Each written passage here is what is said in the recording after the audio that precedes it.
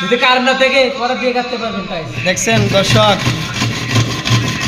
এইরকম টাইস মিস্ত্রি দেখেন, আপনারা দেখছেন কিনা আর জানি না। দেখেন পরাদ্দা বুঝাইয়া অ্যাঙ্গেল কাটা হচ্ছে, কারেন্ট নাই, ঠিক করার আছে। দেখেন আসলে যদি আমাদের এই ভিডিওটা আপনাদের কাছে ভালো লাগে লাইক কমেন্ট করবেন, আর এই পদ্ধতিটা সব টাইস মিস্ত্রির বাইরে শিখে নেবেন। দেখেন দাগে দাগে কাটা হচ্ছে। আর এই যে মামা ধরে রাখছে, এই যে মামা, এই যে দেখি আপনি সরেন না, একটু ভিডিও করি, মিস্ত্রির ভিডিও করি। এই যে দেখেন কি ডাইরেক্ট কাটলে তো আপনি বিটটা কাটতে পারেন না না ডাইরেক্ট হ্যাঁ, টাইসটা নাকি ডাইরেক্ট কাটে না। মাশাআল্লাহ অনেক শেষ পর্যায়ে কাটি গেছে। আজকাল আমরা পরাদ্দা বুঝে টাইস কাটতে পারি। দেখেন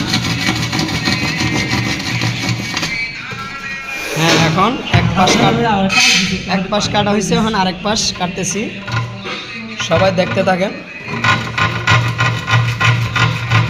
আমার বাগানে দিছে না দেখে একটা ভালো টাইস লইতেন, কাটছেন হ্যাঁ বলবো।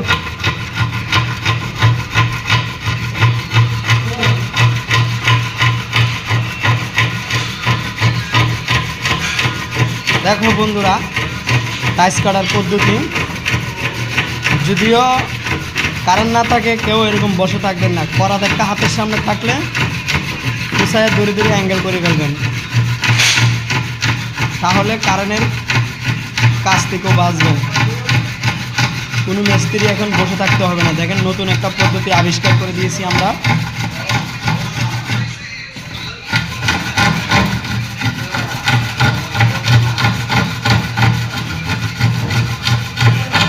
দেখতে থাকেন, পুরাই অ্যাঙ্গেল কাটা শেষ।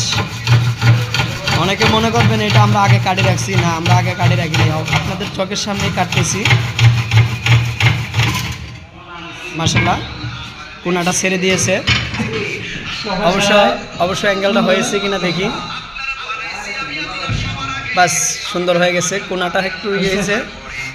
যাক, যারা যারা এই পদ্ধতিটা দেখেছেন সবাই লাইক কমেন্ট করে আবিষ্কারটা কাজে লাগাবেন। আর এই যে মামা, এই যে হুজুর, হ্যাঁ